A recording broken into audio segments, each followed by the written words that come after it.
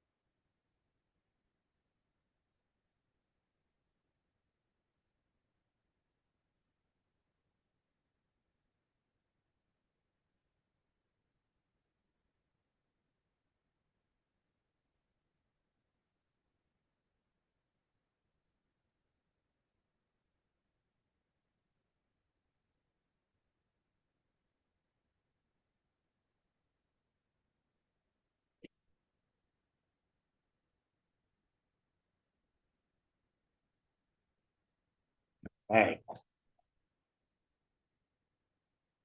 Yeah, thank you. All right. I'll reach out. Yeah, so there's an information on how to become a member on the back. Okay. It's in our general communications route. I can do that. Cool. Perfect. Yeah. Nice to meet you. Good to meet you, bro. Yeah, I'll be talking to you. Yes, sir. Yeah. Good. Please follow us. I'm responsible on the Instagram as well, or Okay. social media. Yeah, absolutely. Have a good night. Have a great night. Yep. Right.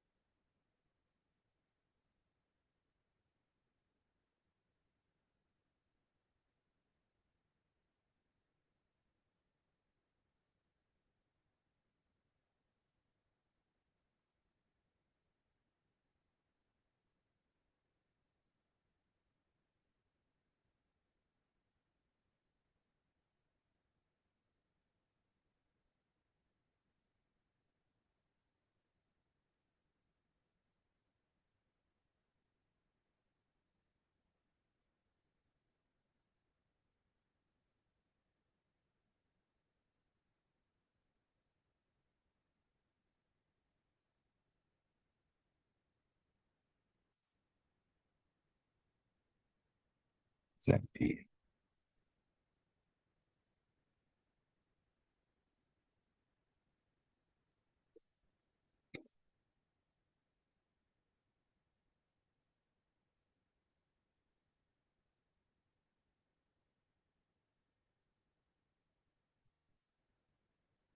Hey, what's up?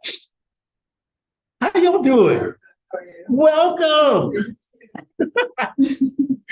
How was your day? I'm good. Glad to see both of you. What's that? Oh, Mandra Pits. I appreciate you coming. I don't know how many people, we did a lot of work, it's, Yeah. so we're live streaming. There are a lot of people online, so Cool. we're gonna move forward. Yeah. So there's pizza there. Yeah, please, because I don't want to take it with me.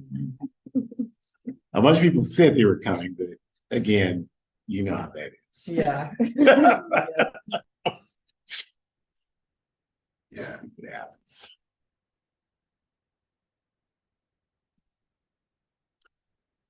How's it going overall? I had the other day, we had You all like were doing it. yeah, there was like, I ended up with 3, he ended up with 3. Jeez. That's a lot for one day. 2 is a lot. 3 is an awful lot. Yeah. How did they go? They were fun. My first one was like a one-on-one, and then my second one it was like 30 people. I signed up like 15. Yeah. So The one-on-ones are harder to me than 30 people. Because you don't know, the energy. yeah. One person, you don't know what it is. Yeah, it varies. So that's tough. But we can do. Hi. Hello, how are you? Good, how are you? Doing well. Good to see you. Free Palestine. There's food back there, pizza. Please help yourself. Please sign in.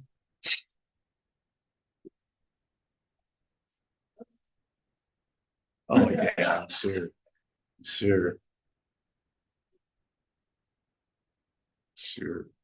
I heard you said a busy day, huh? Good to see you both. Yeah. Yeah. Don't be shy about pizza back there. Don't take with me.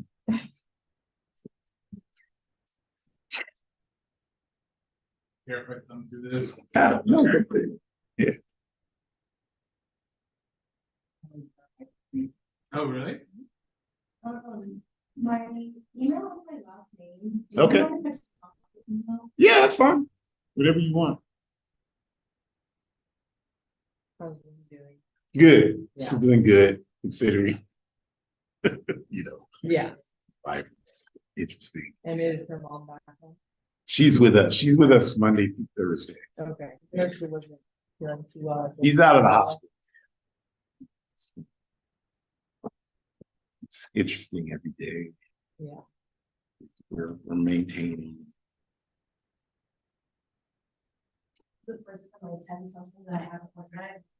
Oh yeah, are you with your SJP? Yeah, Yeah. it feels so great to just like show up to an event. Yeah, for sure. For sure. Kevin, what's up? Yeah. Good. I'm doing well.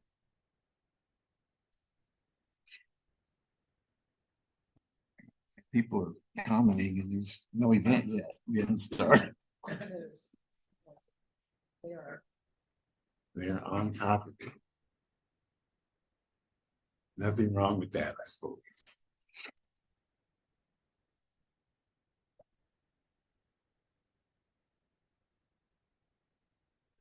I think we'll just wait another minute or so and then we'll get started. It's being live streamed. There are people online, so they're just looking at me though. Don't worry. If they can stand that, they can stand anything.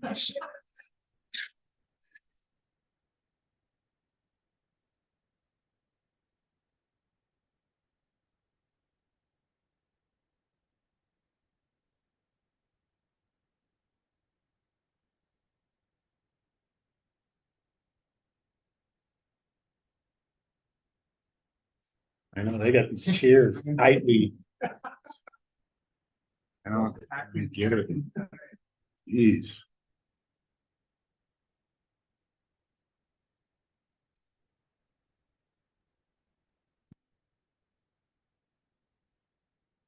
Just wait another 30 seconds.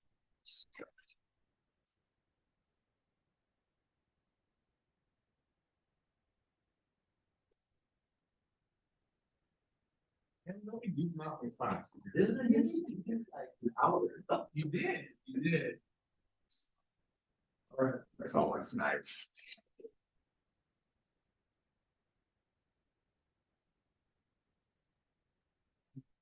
Pretty serious. For a meeting. Mhm. I'm just gonna pull down.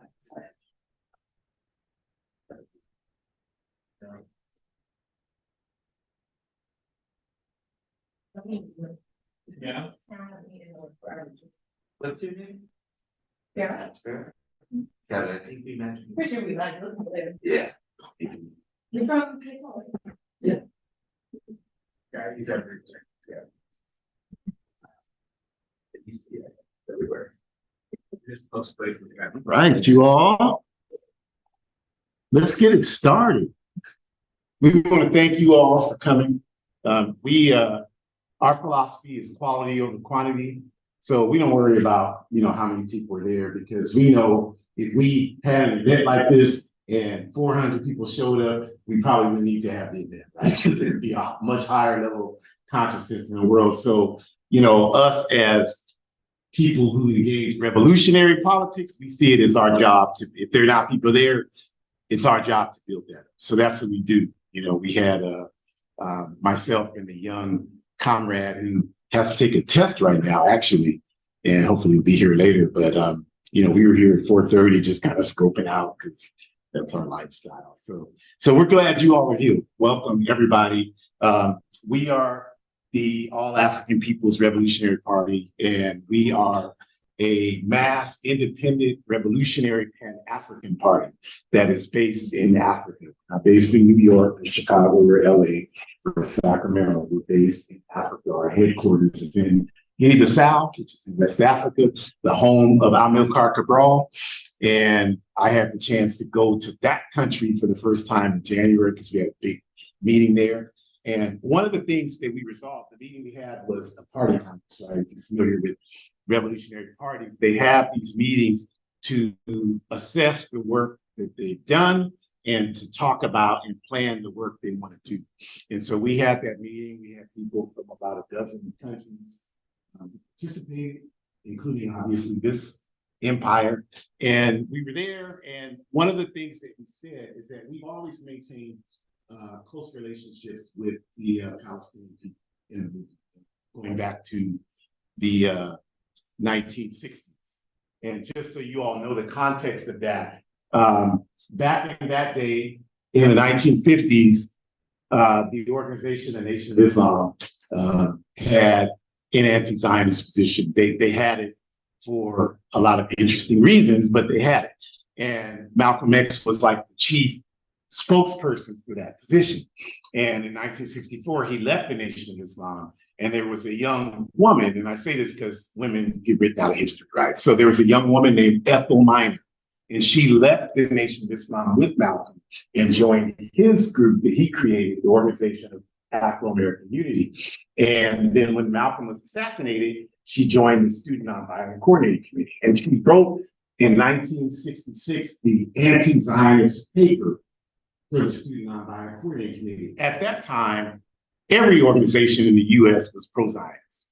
And she wrote that paper. It was an avalanche of criticism against the Student Nonviolent Coordinating Committee. They lost all their funding, they lost all of their support, all of the Zionists did everything they could to prevent them from functioning. And a lot of people who had good intentions were backing Zionists, like Dr. Martin Luther King Jr., for example, who just, in our opinion, was just confused about the question. And he lived long enough, he would have certainly figured it out. But the Student Nonviolent Coordinating Committee was made up of a lot of people who initiated the All-African Revolutionary Party, like Kwame Ture, who was so Carmichael. So they brought the anti-Zionist politics that Ethel Minor brought into SNCC into the party. So we've always had that. But in our meeting in January in Guinea-Bissau, we talked about the need to reaffirm those relationships and that commitment. And we've done that, I think, not nearly as much as we need to, but we've had events all over the world. We've had anti-Zionist events in the last 2 weeks in Burkina Faso, in Ghana, in South Africa, in Germany, in Canada, and in various cities throughout this country. So we're going to continue to do that. And in this one tonight, I think you'll find of interest. Obviously, we're going to talk about Zionist Israel. We're going to talk about the Palestinians' right to self-determination. But we're also going to talk about it in a little different context than probably what you've heard before. We're going to talk about Zionist Israel's reliance on exploiting African resources. Because like Kwame Ture used to say, we are anti-Zionist. We support the Palestinian people, of course, but we also recognize the role Zionism has played in sabotaging our lives as African people. So come on in. Yeah, absolutely. Please sign in. Welcome. Good to see you. Come on in. There's food back there. Help yourself. So that is, obviously it's a moral position because it's the correct position to have to be anti-Zionist. But it's also a moral position because of the devastation that Zionism has inflicted all over the world, in Africa, of course, among other places. So that's what we're going to talk about tonight. And I think this is a good group, so I'm just going to skip this slide. We do a lot of events and we have a lot of people come in that don't agree. So we have to do that. Like, we don't tolerate that. If you agree, you will be escorted out of this room. Just reiterating who we are and what we are. We are a mass independent revolutionary Pan-African party based in Africa. Our objective is Pan-Africanism, which we define as one unified socialist Africa. And, obviously that's a lot, but the way I would recommend you think about that is that if you think about it, like, where are you all? I'm going to ask a quiz. What city were you in? Panorama City. Southern California? Yeah. Fresno. Okay. Sacramento. Fremont. Okay, so I was born in San Francisco. San Francisco's everybody in the world knows about San Francisco. It's a prestigious city. So what I've observed my whole life is when people always ask, where are you born? San Francisco. Oh, that's how people are, like, they're impressed with that. And it's like, that means they're right. Even though I had nothing to do with it, come on in, welcome. Please sign in, there's food back there. Yeah, it wasn't so bad back then, but as it is now. But my point is that there's prestige attached to that. And I recognize that I've benefited from that my entire life. People treat me differently initially than they would if I said I was born in Oroville. That's just unfortunately a fact. They're probably Fresno, based on how people perceive it, right? And I lived in Fresno, and it's not, well, okay.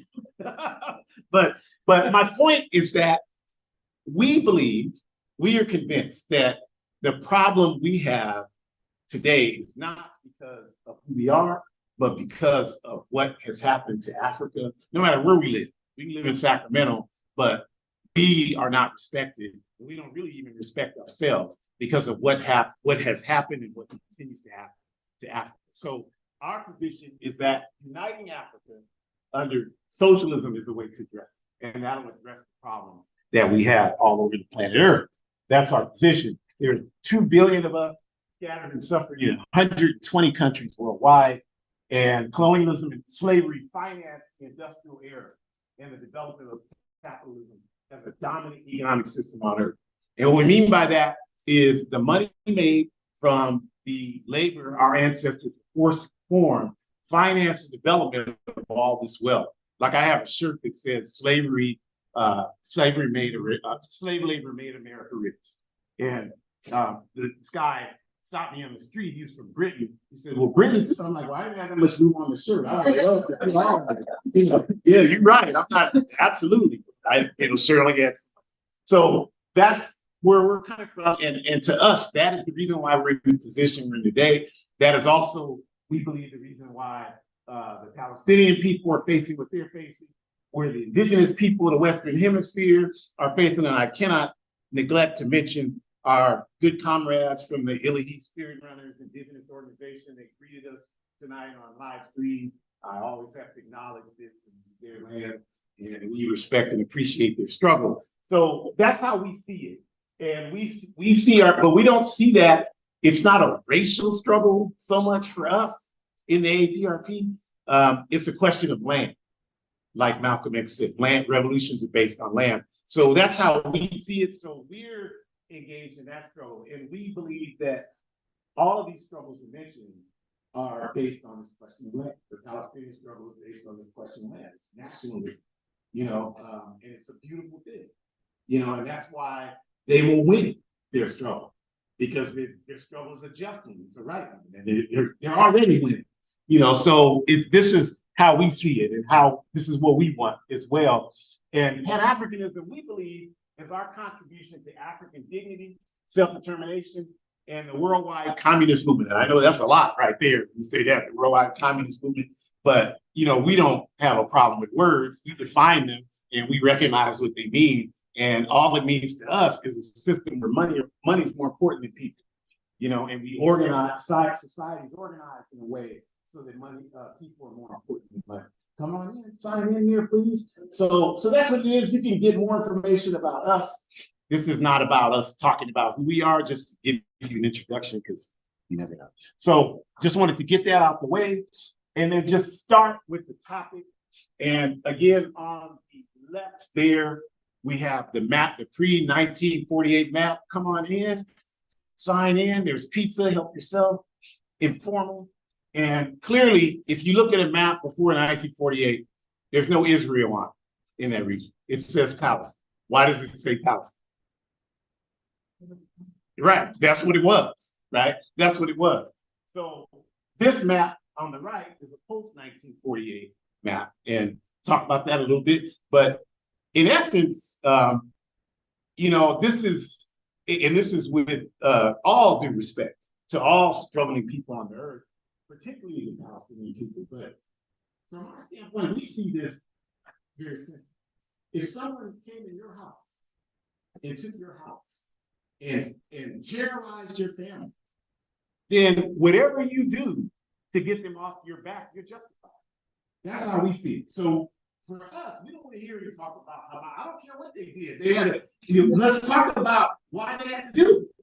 Let's talk about that.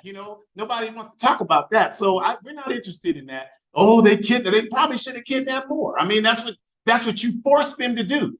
That's how we see it. So just putting that out there. Like, we're not coming from a liberal standpoint. We're revolutionary in our analysis. So this is what happened. They stole this land, and the people and the argument that's given is that the land was promised to somebody. Right? That's what they say. But isn't that only good if you believe that? Like, if you're not a Christian, that analysis is worthless, right? I'm not a Christian. So that means nothing to me. That's like you breaking in my house saying, well, God said I'm supposed to get your house. Oh, okay, I'm gonna move give me 5 minutes to move everything out. No, I better get the hell out of my house.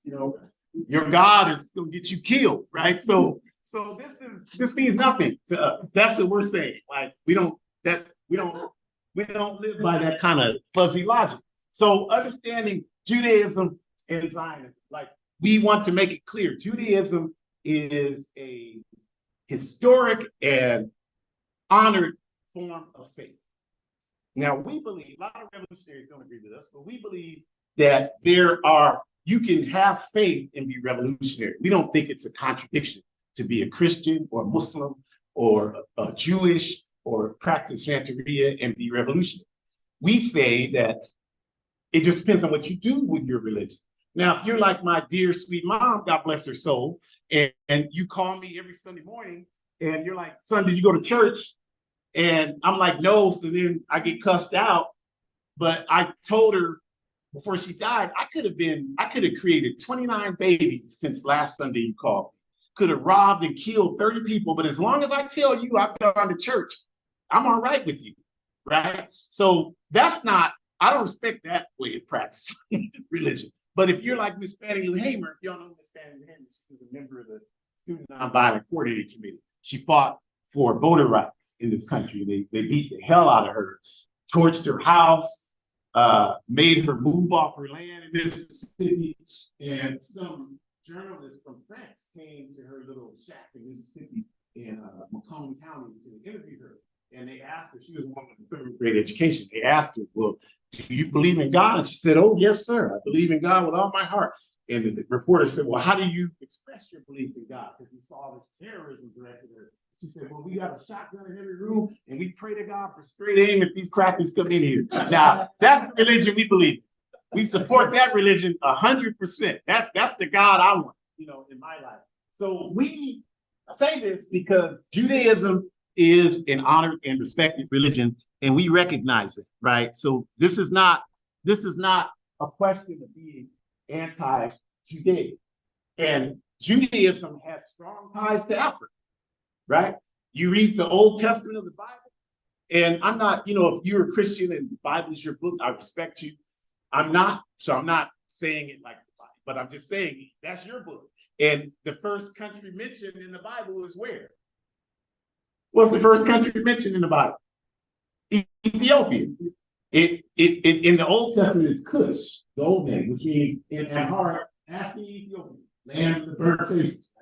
It's not me. I'm just giving you this, right? That's what it means. So that's the history of, so how we can't be anti-Judaic. In fact, the documented original Jews are the Falasha Jews from Ethiopia. So we're not anti-Judaic. We just don't believe that it's a race or ethnicity. We believe it's a form of spiritual worship, like Christianity, like Islam. We don't believe it's an ethnicity. We don't believe that. I know most people in this country do, but we don't think that that's valid. And we base that on if you have, yes.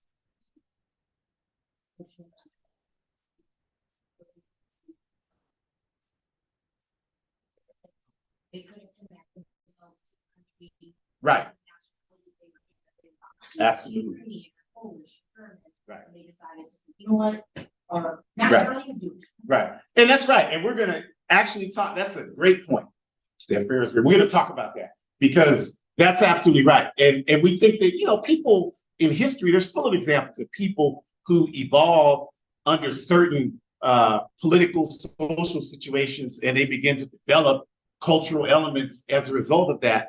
But that's not, that doesn't mean that you're a nation and you have a country, that you have this land that you take from someone else because you're a nation. So we just established that. We're all for Judaism. Judaism has roots in Africa. Zionism is completely different from Judaism. Zionism has no ties to faith. It's a political movement.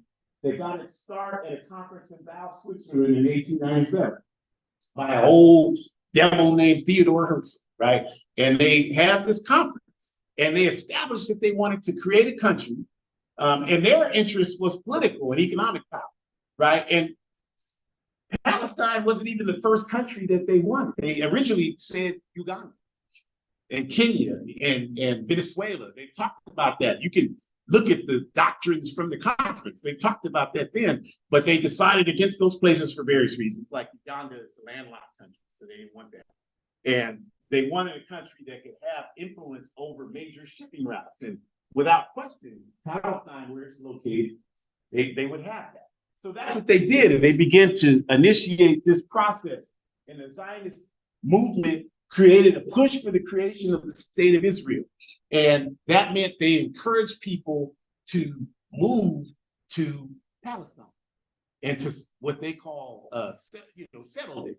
What settlers do, settle, right? That's what they do. So in 1917, Lord Balfour, who was the leadership of Britain, signed the Balfour Declaration because they had colonized Palestine. And so they said, this is our country, so it belongs to these folks. and you should go there and settle. If you're Jewish, Ashkenazi Jewish from Europe, you should go there and settle because this is your homeland, Palestine. And that began to proliferate, right? And by the time 1948 came, they had enough people there that they just were establishing the state of Israel, even though there are people here, just like this country, just like here, Yeah, go ahead. Yeah, I studied that later, the Balfour Agreement. Yeah. Lord Balfour is the secretary, first secretary of the state. Right. Right. And there was an alliance created. There was Lord Balfour in Britain. There was Jan Smuts, who was the premier of, we call it a Zionism, but the colonial name is South Africa, that country. And then there was this country. These three countries united, and I'll explain the significance of that in a minute. But yeah, absolutely. But again, just want to reiterate, history and faith are not the same thing. Okay, they're not the same thing. If history is objective and documented, faith is just what you believe. Not anything wrong with that, but it's not the same thing. So again, in 1948, the state of Israel was declared, and I say Palestine will always be, but I'm saying in terms of the what exists today, they made every attempt they could to wipe it out of history, and that's why you have Israel today. You have this country today. So we don't, we always respect every people's right to determine their destiny. So we're not trying to say what the Palestinians should do, but just how we see it, as outsiders and supporters of the Palestinian people.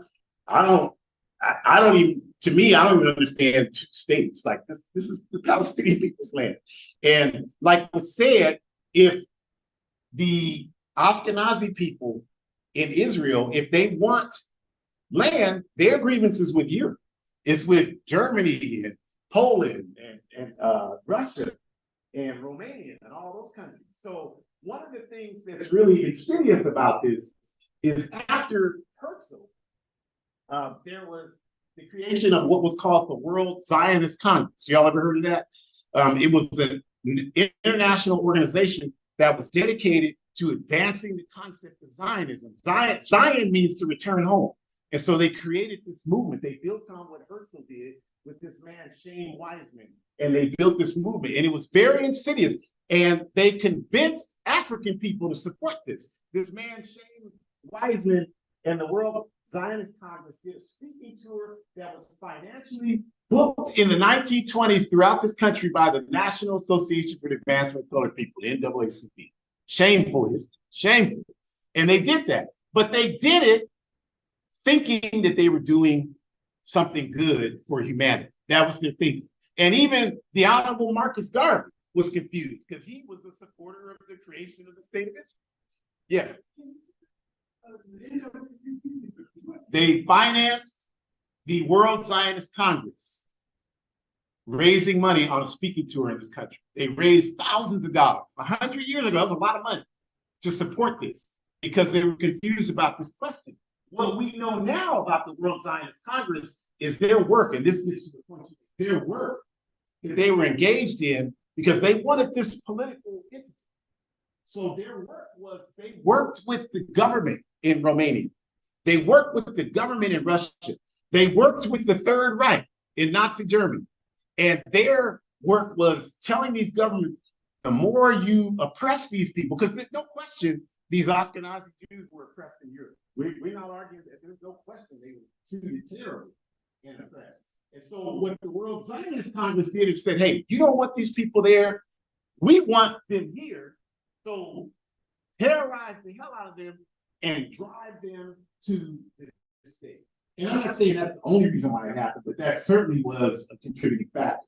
And they were able to finance a lot of that, like I said, through this concept of returning home, which is, in our view, fallacious. It's not true. You never return home. It's not your home. And that's another thing. Now, there's a lot of confusion, right? Like there are African people that call themselves the Hebrew Israelites, right? And my position is they're confused on this because what they're doing is conflating this concept of what I talked about originally the ties of Judaism to Africa, the Falasha Jews. And so they're saying today, well, we're those people.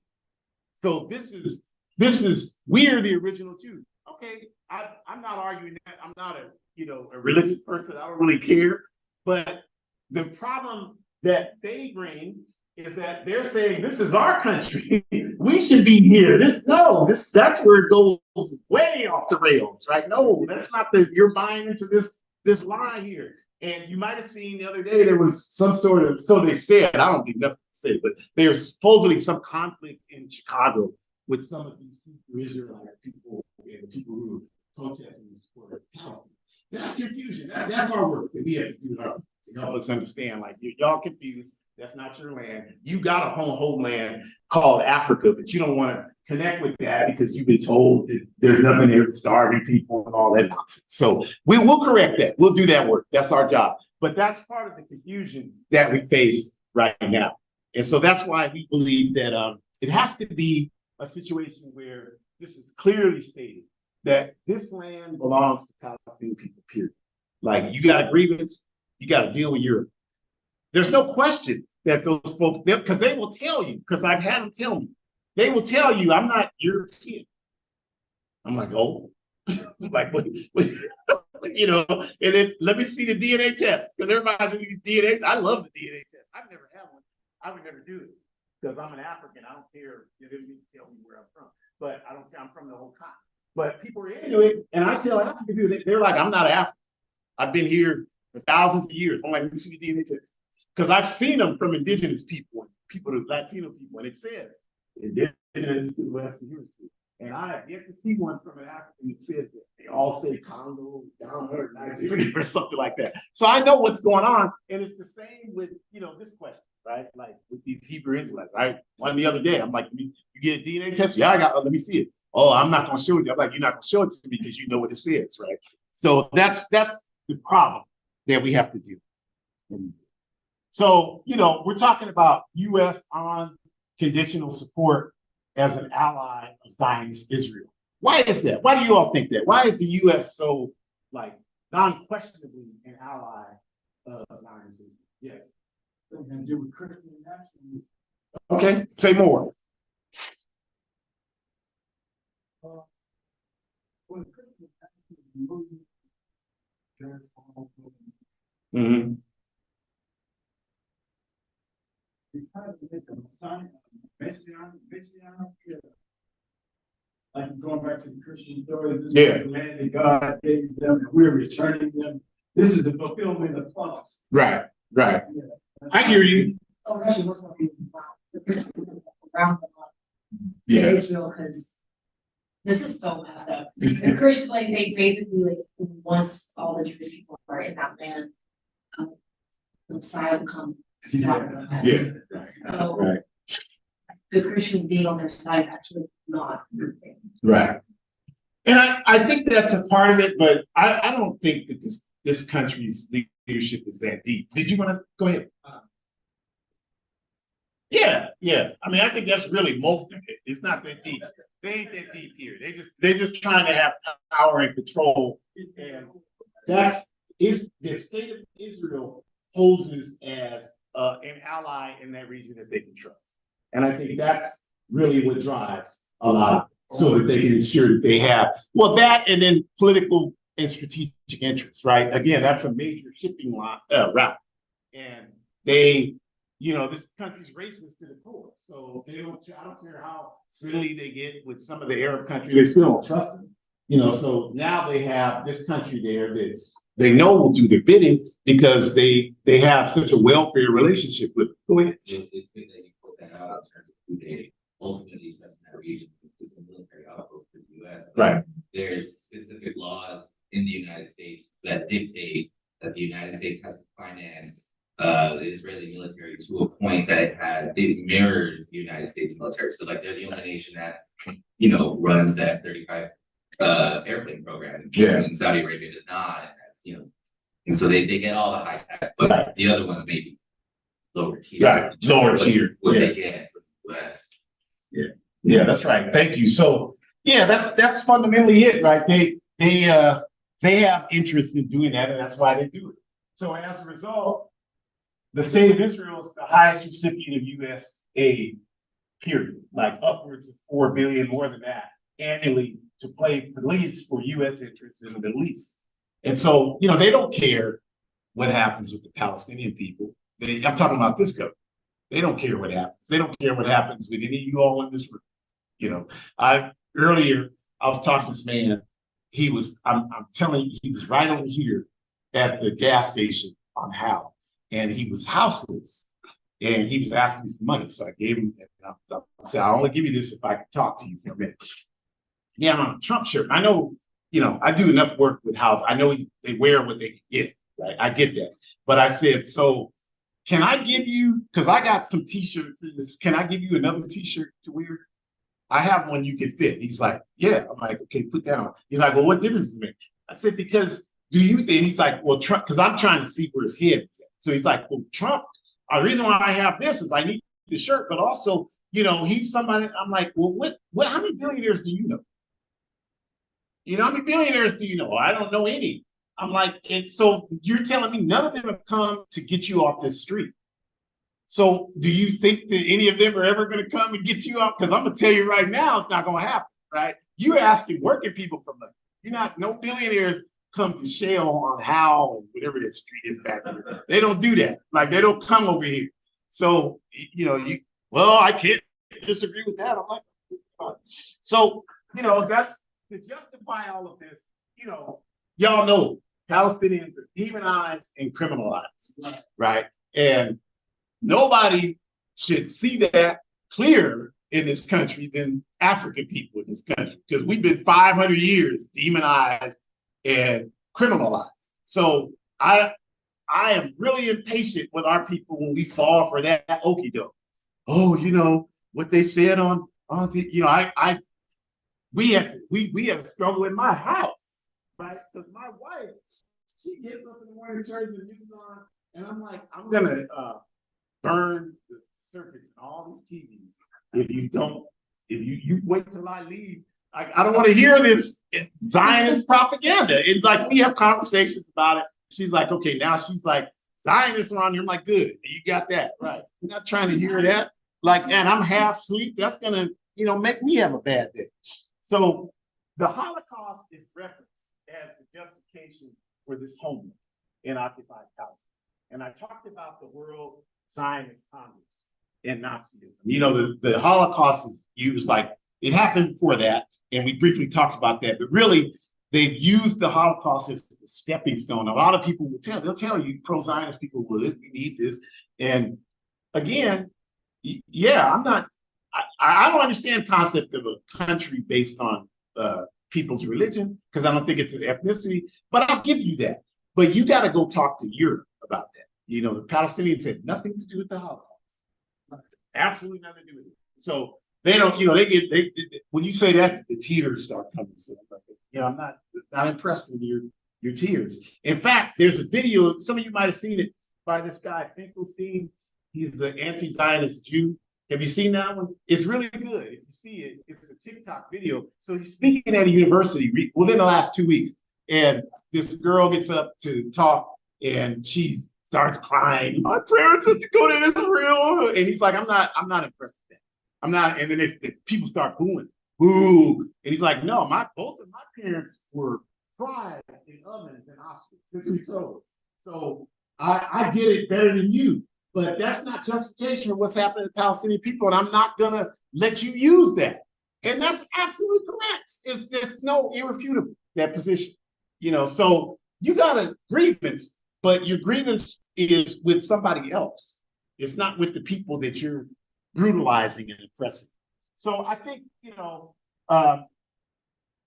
you all have a good understanding of all that we talked about. So the last part of this, we're going to transition to talking about Zionist Israel's role in Africa, right? Because that part is not nearly as well known. So we make the point that we are not casual observers to Palestinian suffering. I don't know, did you ever see that movie, Entebbe? It came out in 2018. So what it's about, do you know what Entebbe is? Entebbe is a town in Uganda, in Central Africa. And what this movie is about, it's a remake of a movie that was made in the 70s. What it's about is the Palestinian resistance, as I know you all know, has been going on for a long time. The Palestine Liberation Organization started in 1964, and the resistance was before that, right? So it's always been going on.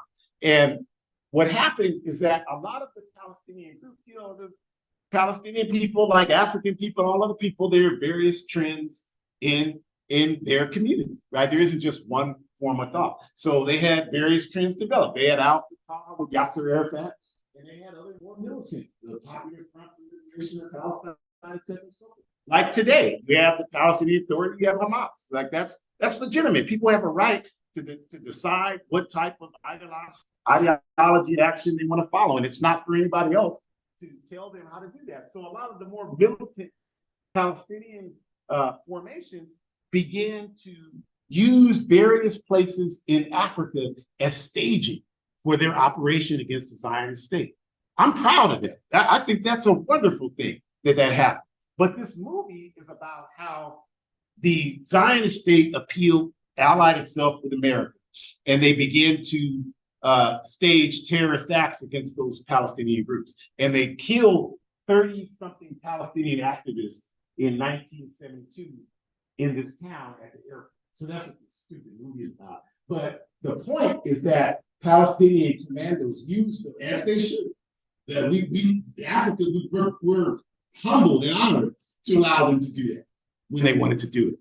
Now, this is Kimberley Diamond Mine in Azania, which is South Africa. Anyone ever heard of that? Kimberley Diamond Mine in Azania. So Kimberley Diamond Mine is the largest diamond mine in the world, right? That's what it is. And the reason why we have this on here is because I mentioned this axis of evil, Lord Balfour, Jan Smuts, in the US. So what happened in the 1920s is that when this concept was developed to establish the state of Israel, they needed an economy, and they didn't really have one. So these criminals said, well, what if we establish diamond processing and establish the diamond processing in the state of Israel? And then that'll give you a gross national product that can really give you some clout on the international market. So that was done. So the problem is that diamond mining in Africa is one of the most brutal and oppressive industries in the world. And so today, in 2023, 40% of the processed diamonds on the market come from the Congo or another part of Southern Africa, Mozambique, or Zambia, South Africa, Namibia, one of those places, Angola, one of those places. So this is one of the state of Israel's largest gross national products. Look it up, don't take my word for it. And it has been for decades. So as you can well imagine, we have a serious problem with this, right? We don't want this to be the case. We don't want our people dying from black lung at 30 years old, which they do, digging out diamonds by hand for these vicious killers in occupied Palestine. We don't want that. We want to put a stop to that. So that's the work that we're engaged in. And I'm telling you right now, because our party is on the ground in Azania, and we are engaging in work in our sibling parties, which are the Pan-Africanist Congress, the Azanian People's Organization, and we are on the ground right now doing everything to sabotage these diamond mines, because we want to triple the state of Israel. We want to make our contribution to doing it. And so that's why this education is so important. So we don't want this. We don't think this is, this is how they do that. And this is the reason why, and I'm not saying, I know like some of you may have certain feelings about Minister Louis Farrakhan, for example. But what I'm telling you is, regardless of what you think you know about him or how you feel about him, a lot of the reason why he had been a lot of stuff he says is interesting. I'll just put it like that. But a lot of the reason why they've been attacked is because that man's been calling out this stuff against the state of Israel for 50 years, right? He's 90 years old. He's been calling that out a lot, way before it was popular to call it out. So that's a lot of the reason why he gets the comments, the attacks that he does. Meanwhile, while they're stealing all of these resources, the masses of people in the Congo, Zambia, et cetera, suffer. See, this is our point. That's why we're saying we need to control African resources, not De Beers. You know about De Beers is the largest diamond processing company in the world. They were started by Cecil Rhodes, that criminal settler colonialist from Britain, you know, Rhodes Scholar, that criminal. So they started that 100 years ago. And now Nikki Oppenheimer, you've heard the Oppenheimer family, right? You've heard their name. Well, that's who they are. That's why you know their name, because they control diamond production in the world. And they do it off the backs of the African masses.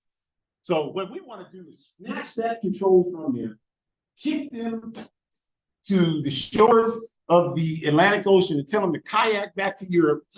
That's what they need to do. You know, get the hell out of Africa. And again, we see this as it helps our struggle for what we're engaging in, but it also helps the Palestinian people. Because, like, I have a lot of Africans, you know, that's where we do our work. And a lot of Africans will say things to me like, well, you know, Arabs don't even like us. And I tell them all the time, I don't care. You're not engaged in the work that you don't know. We are. So we have very good relationships with Arab organizations. You don't know that because you don't do the work. You know, I don't know, Damani, if you remember if you were there, but years ago when Kwame Ture came here, he spoke at a Palestinian event on Wada Avenue. And a lot of it, we had like 75 Africans come, and there were like 500 people there. And I mean, people were treated, it was their first time having an experience like that. It wasn't our first time, but it was the community's first time. And it was such a good event because people realized, man, these folks are struggling against a lot of the same stuff we're struggling against. And, you know, Kwame was telling them that, but, you know, it's a process. That's the work we do. But we're just making the point that, you know, that's really, for us, what this is all about is understanding these types of contradictions and how we have to fight the struggle the way we do. Because, like I said, if I told this person, even if what you said was true, and every Palestinian in the world hated African people, not true, but even if it was, for the sake of argument, I would still support the Palestinian struggle, because when they win, we win. That weakens our enemies, and we win. That's just common sense. When the indigenous people win, we win. That's just common sense. Someone was trying to tell me the other day, well, some indigenous people own slaves. I'm like, so did some Africans. What's your point? You know, what's your point? Because we have a class perspective on this thing. And they're like, well, I'm like, but what you got to understand is that today, this entire economy is built off of the slavery of our ancestors. And that's not because of some indigenous people owning a few of us. That's not what created what exists today. So that's irrelevant. I know you want to talk about it, but it doesn't need to. All right. So this is why Africa early on saw the need to support Palestinian self-determination, right? And then just from East Africa, in the 1970s, Zionist Israel began supplying Mengistu Haile Mariam's government in the mid-70s in Ethiopia with arms and repression training. And this in Africa started with what you mentioned about training people with Israeli Defense Forces tactics to repress uprisings and people's resistance, and to repress. Initially, the Zionists were doing this because they wanted to stop these Palestinian groups who were doing it. But this guy, you know, in the 70s, Mengistu said, you had Haile Selassie for you. Y'all know Haile Selassie. Haile Selassie! So he was the emperor in Ethiopia. He died, and then this guy took over. And he said, I'm a socialist, right? And a lot of people believed it because we don't know what socialism is. And so all someone has to do is say they're a socialist. Just like all someone has to do is say they're a Christian or Muslim. Okay, that's it. When we say that we don't judge a system by its adherence, we judge it by its principles. That's what we say. So if you know the principles of socialism, you know that this clown was never a socialist, right? So, of course, a few years after he said that, he changed code. He began a cheap ally of the U.S. and the state of Israel, and he began to serve as their police force, established a relationship with Ethiopia, began to serve this purpose in East Africa. that's a lot of the conflict that you've seen for the last 20 years in Somalia. Is because Ethiopia serves not only Somalia, but in Tigray, which is the region of Ethiopia, in the Oromo region of Ethiopia, with the Eritreans who split from Ethiopia. That's a lot of it because Ethiopia is the police force for international capitalism and imperialism in East Africa. And they've done that with training largely from Zionist Israel.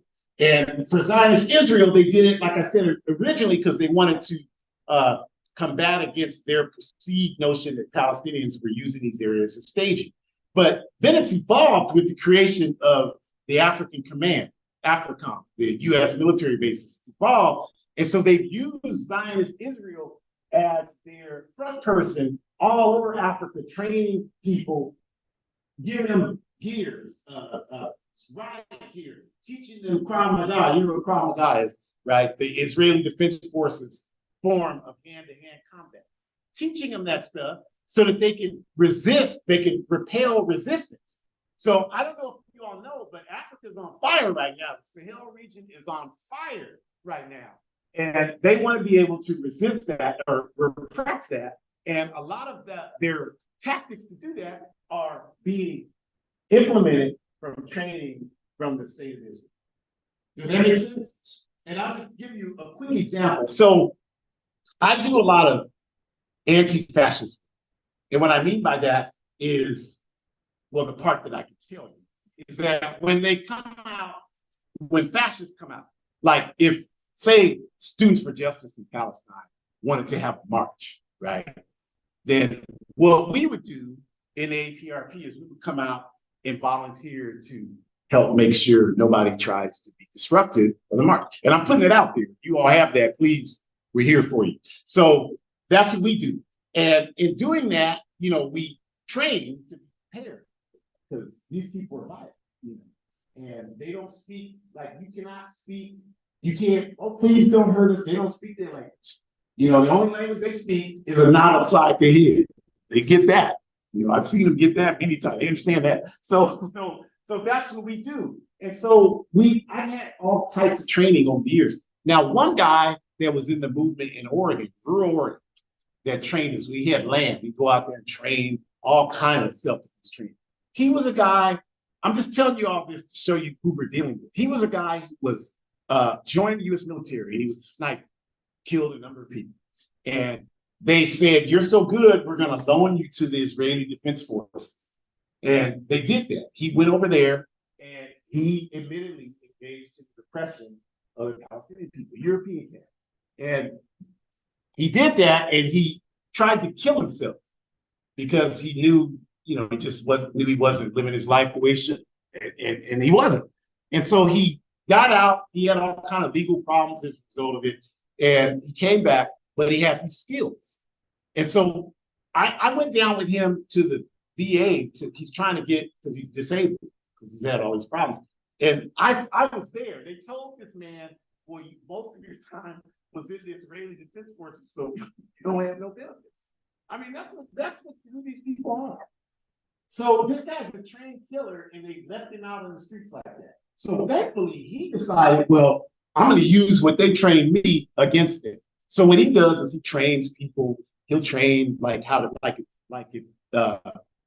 for these types of demonstrations, like how to defend yourself. So he's one of the many people that I've engaged with over years that did that. And this is he's the one that really turned me on to the extent which this system has worked to engage in repression against not only just the Palestinian people, but all over the world, particularly Africa. So today, Zionism trains African Gestapo police using Krav Maga and other Israeli Defense Forces tactics in repression all over the African continent. Approximately $1 million is provided annually throughout Africa to Zionist Israel to train and help people learn these neo-colonial police forces all throughout Africa, help them, train and quell popular uprisings, right?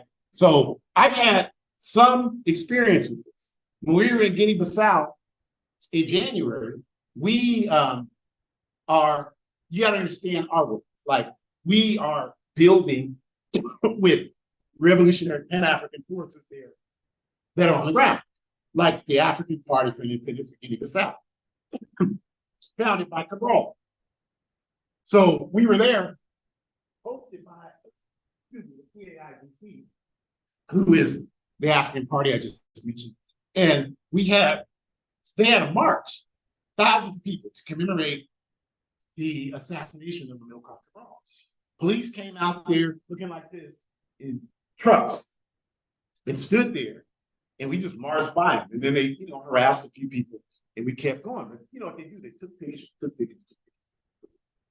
So when I left Guinea-Bissau to come back to this cesspool, I was alone, and it was 2 a.m. in the airport. So they told me, go to this room, and it was, Portuguese, so it's difficult. I don't speak Portuguese, so it's difficult. So they told me, so I'm sitting in this room, looks like this, but it was half the size. And this woman comes in there who speaks better English than me. And she's like, so what are you doing here?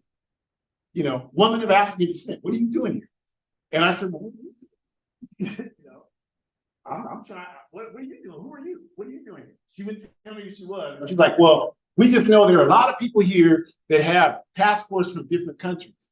I'm like, that's good. We love Guinea-Bissau. It's beautiful here. It's on the coast, beautiful country, beautiful people. Is that a crime? Like, what's going on? She's like, well, we just want to know what's going on. I'm like, what's going on is I got a flight 2 hours, to get to Morocco. That's all I can tell you. That's all I know. So she left. They left me in there for like 30 more minutes. And they came in and they said, well, you can go. I'm like, okay, that's great. I'm like, I don't really, not into this thing where you're telling me what I can do in Africa. I got enough of that in America, but okay. So my point is that, this is what these people do, right? And I consider it great that they do that because Sekou Touré, one of our revolutionary ideologues, said, if the enemy's not doing anything against you, you're not doing anything. So if I go too long in my life without something like that happening, I start to wonder if I'm not doing what I'm supposed to do. So all of this is to crush the resistance in Africa, prevent the rise of movements to overthrow capitalist exploitation of Africa's human and material resources. The Zionists get control over Palestinian resistance from Africa. The U.S. and other capitalist countries get control over African masses to ensure the exploitation continues. Right? Zionists sabotages social movements in the U.S. to repress the truth. And you see a lot of that happening right now. Right? It's happening right now, as it would be. So here are some things we can do. And that's just a picture of when we were in Guinea-Bissau in January. The African on the left is in our Ghana chapter. The African with his fist raised is in our Guinea-Bissau chapter. So he's APRP and PAIGC. And I'm PAIGC. They made us all members of it. And then that's the Comrade Akabuja, who's in the Bay Area. And then that's me. And then that's the youth brigade that we have in the South. Some of them, there are a whole bunch of them. So misinformation is the chief weapon for Zionism and capitalism. So that's why it's good you all are here. This is the only way this works is if you go out and share, right? You talk to people. Like people say, don't talk about that. What's going on? No, that's what we need to talk about. My wife will have people over in a few weeks. I don't celebrate this holiday. I don't celebrate none of these people's holidays. And she doesn't either, but she likes to have, she's social. She likes to have people over. That's cool. So my thing is like compromise is like we have to have a political discussion. We have to talk about this is indigenous people's land. Otherwise, ain't nobody coming to this house, right? We gotta do that. We gotta say something about what's happening to the Palestinian people. Because my family, they don't know anything about, they're like, oh, it's Christians. It must be, we gotta support Israel. That's how unconscious they are. So we have to do our job. So that's what we'll do in a few weeks. We'll have a conversation, and that's what we'll do, because that's the only way we can combat this. And then that's how we combat it. And then the other thing is that people have to be in organizations. We got to get people in organizations. I think it's wonderful. I get excited when people come and they're in order. Well, no matter, we don't care what it is, right? If you don't have a car, Because people want to be like, well, that organization not doing anything. Okay, then you get in and make it do something, right? If you don't have a car, you don't have a form of transportation, and you're trying to get somewhere, you're not like, well, I need to have one that has, this level of tire pressure, this type of, no, you just want something that moves, right? To get you from point A to point B. Then when you get that and you have a car that moves, then you can decide why the air conditioning needs to be better, the stereo needs to be better, it needs to have more RPMs. Then you can do that. But if you don't have any transportation, you're not prepared. You got to accept whatever comes your way. So if you're not in any organization, we're not trying to hear your criticism of organization, right? We're not trying to hear. All of you that are in organizations, you know what I'm about to say is true. It's 4 or 5 people doing all the work. Tell me I'm lying. There's 4 or 5 people doing all the work, and everybody else is sitting back like you're watching television, criticize what's going on. And I tell people, I don't want to hear, UEP Newton, co-founder of the Black Panther Party, no participation, no right to observation. I believe that 100%. I'm not trying to hear you. It's like me sitting here talking about delivering babies out of my body. It's worthless. Who would come and listen to me talk about delivering babies out? Nobody. Because it'd be a complete waste of your time. So that's how I feel when people not in organizations are talking to me about what needs to happen. Trying to talk to me. My sister, who has never, and I love my sister, but her life is partying and having a good time. So she tried to tell, what are you doing, brother? I know you trying to do something about that, what's going on in the Middle East. And I'm like, I'm not having that conversation with you unless you're really serious to have it with me. I've known you for over 60 years. You haven't had an original thought since the 80s. I'm not having it now. I'm not doing it. Unless you are ready to have a serious, if you want to have a serious conversation, you can have it. But other than that, I'm not talking. I don't know what you have to say. And she's like, well, I'm on the side, I'm on whatever side the white people are on. I'm like, okay, that's a good start in this instance. That's a good start. We can start from there and do something. So everybody's got to be, we're not telling you what organization. It can be any organization you want. It can be 2 or more people fighting for an objective is an organization. You decide what it is. There are many of them out here. If you're Palestinian here and you're a student, I'm sure the Students for Justice in Palestine would welcome. The Party for Socialism and Liberation would welcome you. Malcolm X grassroots movement would welcome you. The Wolsey Community Church would welcome you. The All African People's Revolutionary Party is here for African people. But I tell people, like, we're a serious party. Like, you got to do work in this party. You can't just be in here talking. You got to do work. At some point, it'll catch up with you. When you're new, you can get away with that. But after you've been here for a while, people start to ask you, like, what are you going to do? So what does organizational life look like? Well, what it looks like, or what it should look like, in our humble opinion, what it should look like is it should be something where you have a vision and a practice for what you do. And I'm saying that because I'm not saying you have to give 40 hours a week of your life to organizing. It'd be great if you could do that, but you really could give 10 hours a week to organizational work, and that would help. That would be 10 hours better than what most of us are doing right now. That's a fact. So what does that look like? Even if you passed out flyers for 10 hours a week or maybe some phone calls, that would help these organizations be able to build capacity. That would help them be able to do that. Even if you did something like we have a program going on now. You can look it up. It's called Burkina Books. You can look it up. Even if you got 5 people to donate to Burkina Books and become sponsors, that's a major contribution. This is an organization started in Burkina Faso by our AAPRP organizers. What we're doing is trying to get schools established there. Because, anybody been to Africa, right? Like in Africa, just like in South America and everywhere else in the world, the education is colonial. The books, who else? Anyone ever, you try to ship something overseas? Anyone? You ever try to ship something? Hello? It's costly. Yeah. How expensive is it? It's very expensive. So you can't really do that as a poor organization. Like I sent a laptop to one of our comrades in Senegal last year because he really needed it and it was an emergency. And it cost me $700. The laptop didn't cost $700, right? But he had to do it. We didn't have a choice. So that gives you an idea how expensive it is to ship stuff. So all the books in Africa, I'm asking you all, what entity has the money to ship large volumes? Books are heavy. Think about it. What entities have the money to do that? Right. That's who does. The Mormon Church, the Catholic Church, that's who supplies all the books in Africa. So you can imagine what those books are. See Dick Run, see Jane Wright, nonsense, right? So what we're doing with Burkina Books is we're getting literature. We want to have, they had an event last week in Ouagadougou, the capital of Burkina Faso, and they had dozens of people reading the book Wiseman and Smuts. I told you about Wiseman and Smuts. They were reading that. And this is what we want to do all over Africa.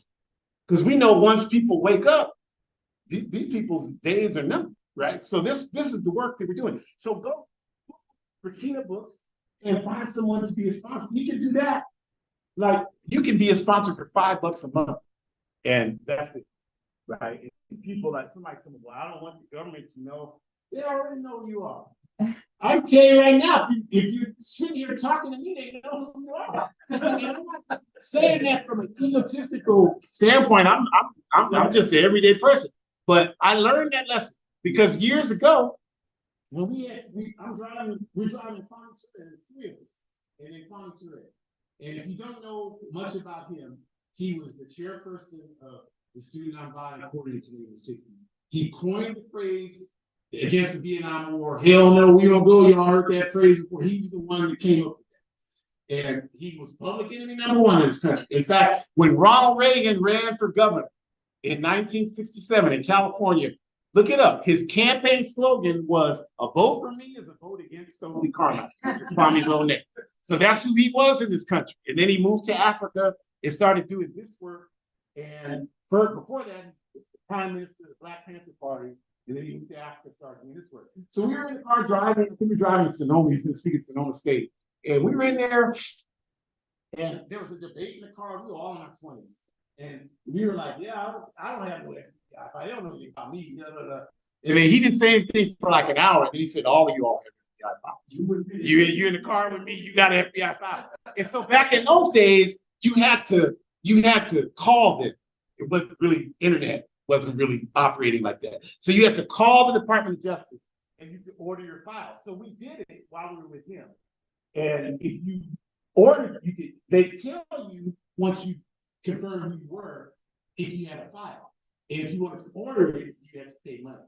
So we did that. The four of us did that. And this was 1989. And so the two other people in the car, they had files that were like 11 pages each. And they told me mine was 22 pages at that time. That was 30, I'm sure it's large enough. And Kwame's was 227,000 pages. And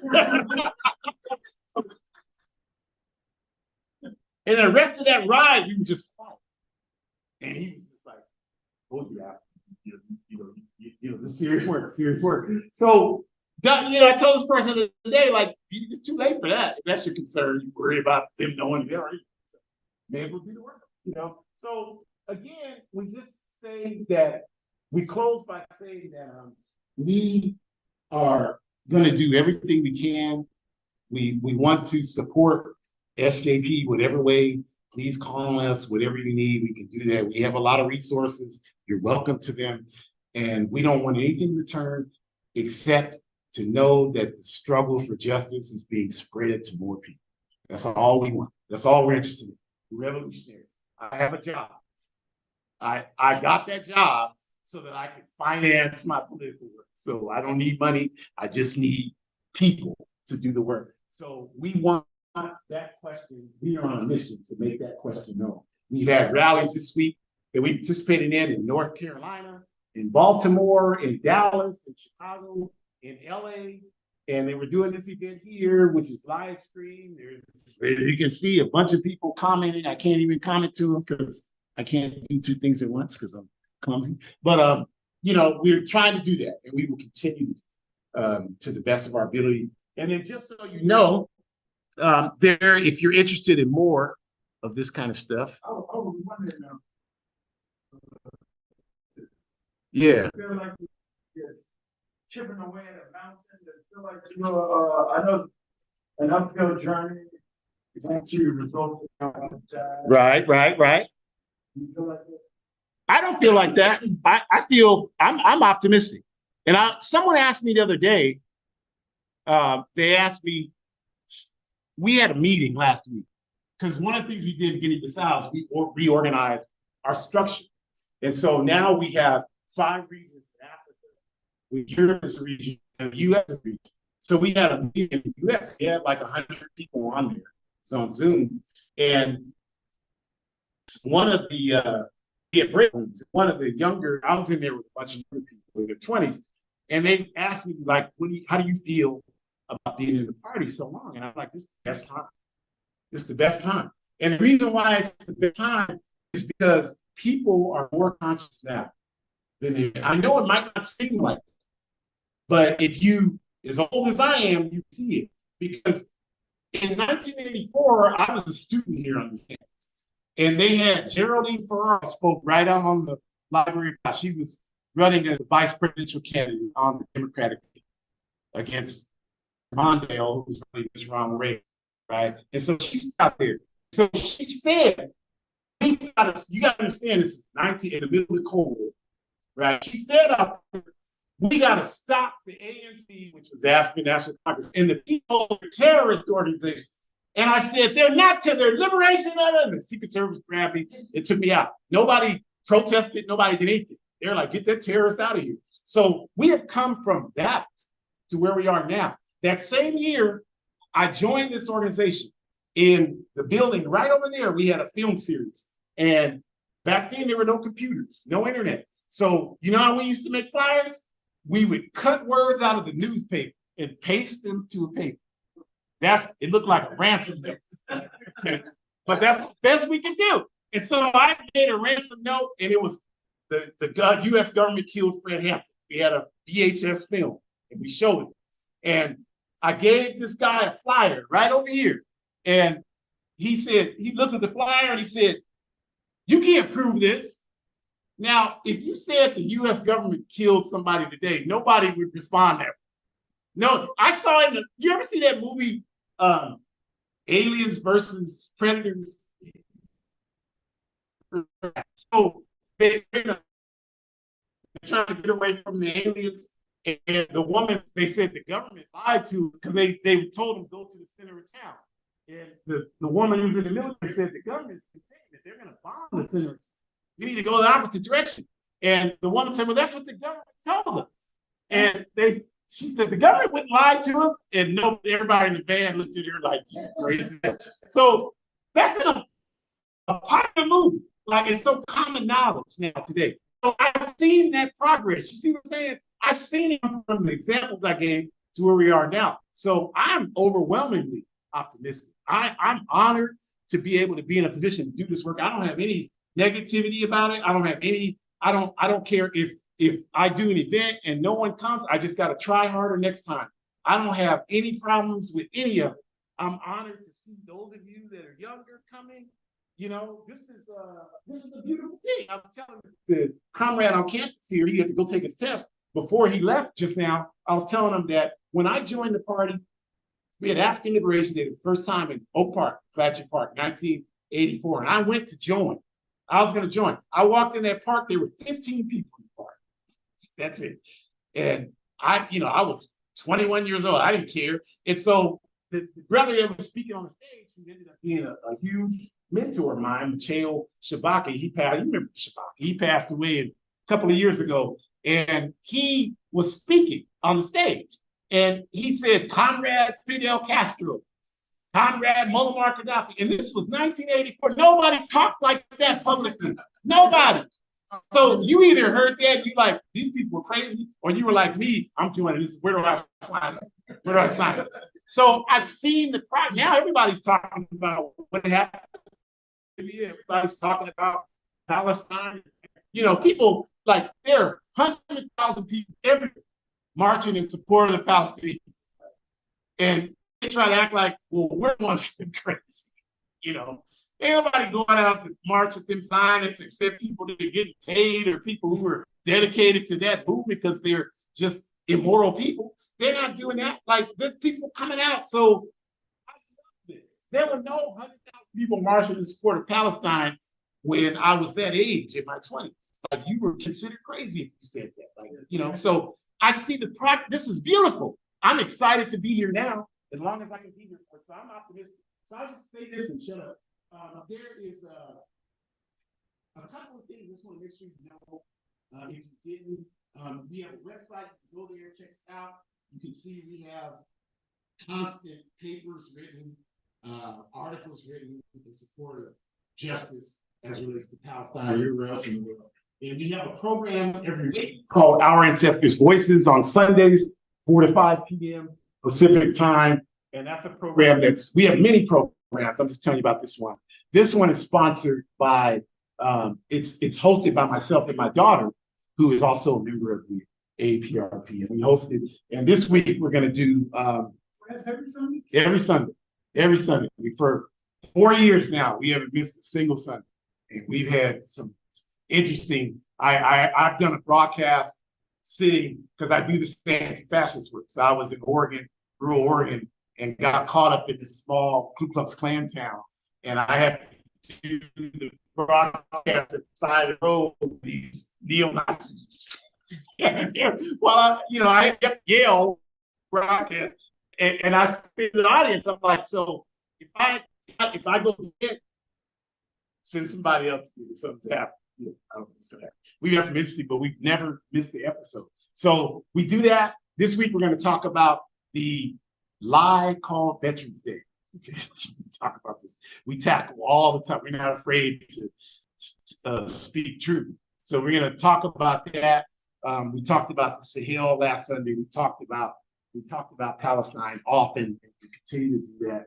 And we're going to do more of these sessions starting 2024. We're going to do a bunch more. Next time you want to look at me, it's going to be one of the other young comrades up here presenting. So spread the word, and I'll just stop there and see if there's any comments or questions.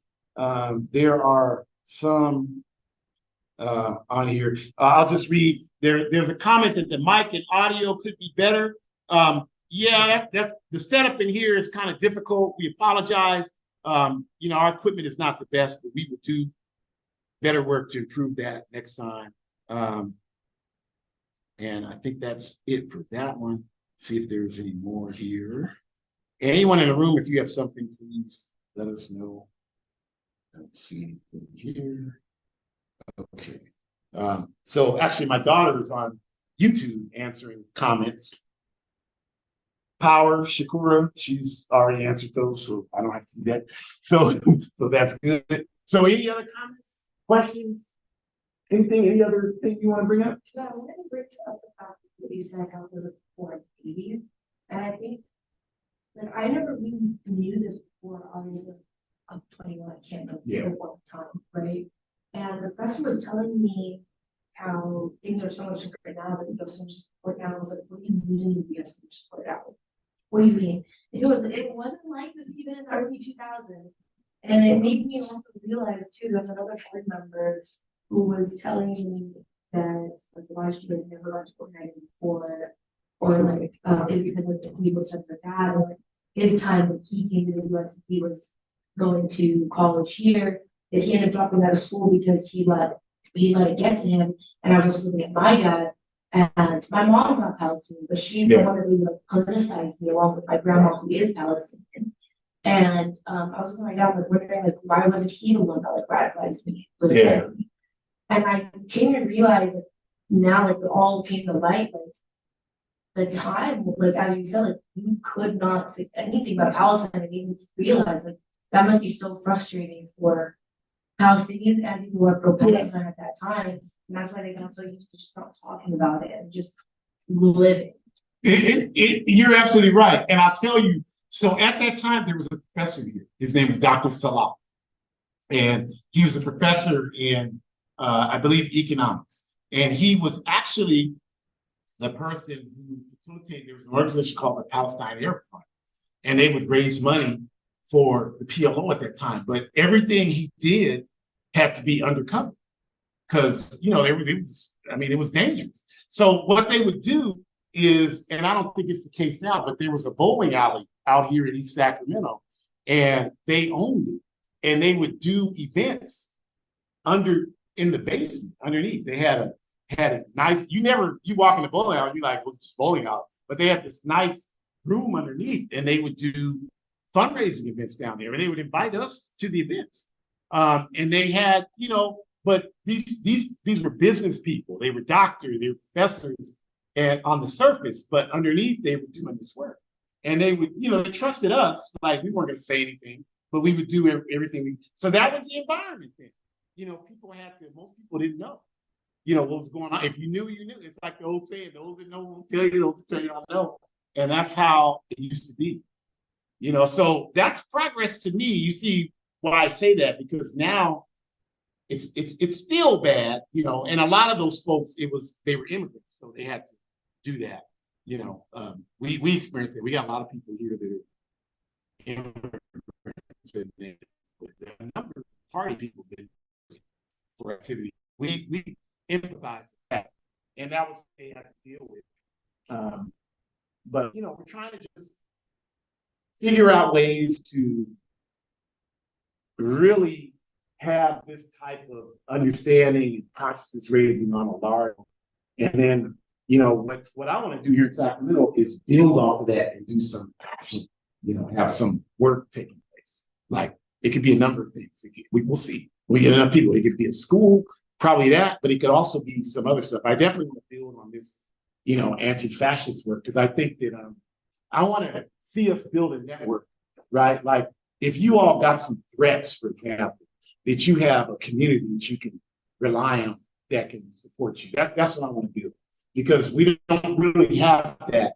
And, you know, those of us who are in left politics, you don't know what's good. This place is dangerous. You know, you don't know what's going to happen.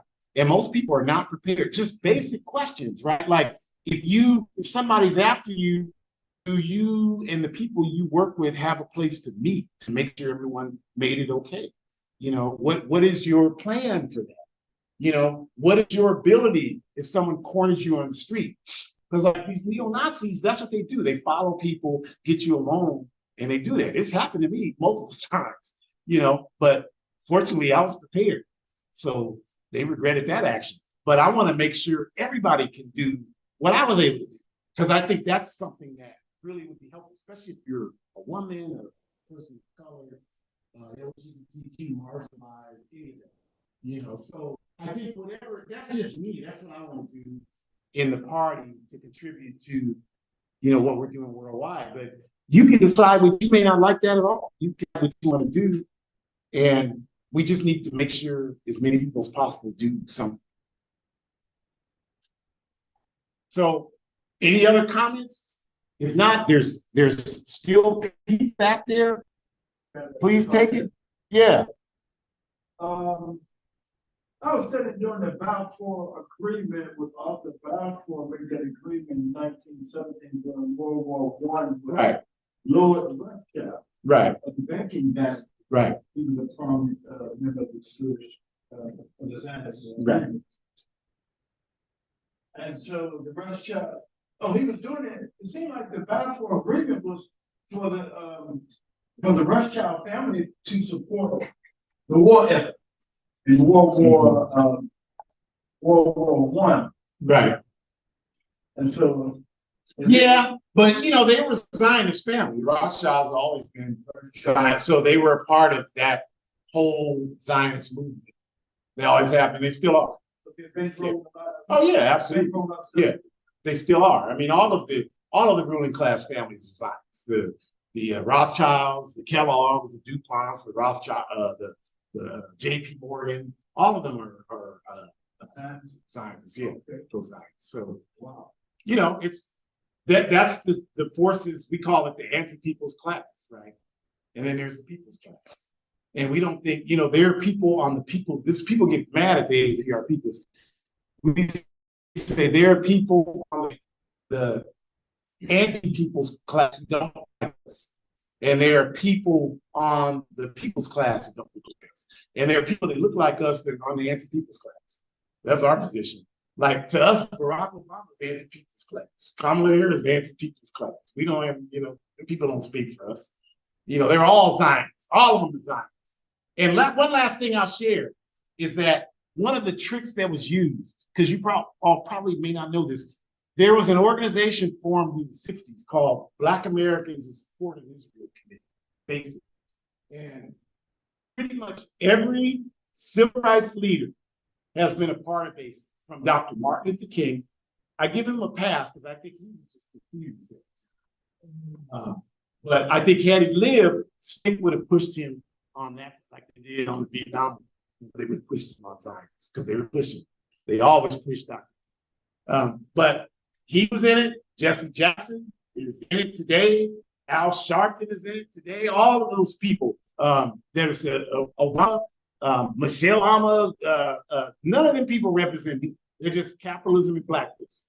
That's what they are. I know they might be heroes to some of y'all, but I know what they're doing. I need more than just you can sing Al Green and play basketball. I need more than like.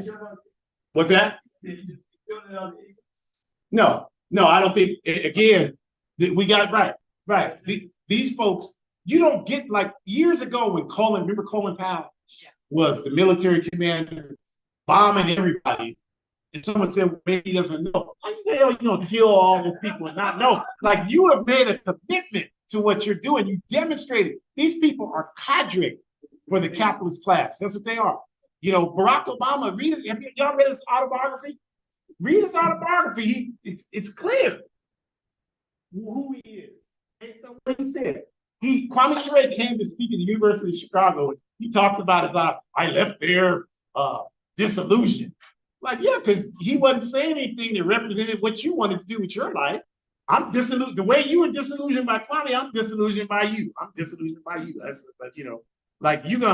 just look at it for what it is. Like we're so, and I know this is off track, but I just want to say it. We are so contradictory. Like we will sit around and I'm talking about African folks now. We will sit around and criticize Trump supporters for being Trump supporters no matter what, but we support Obama the same way. We don't look at nothing objectively that he did.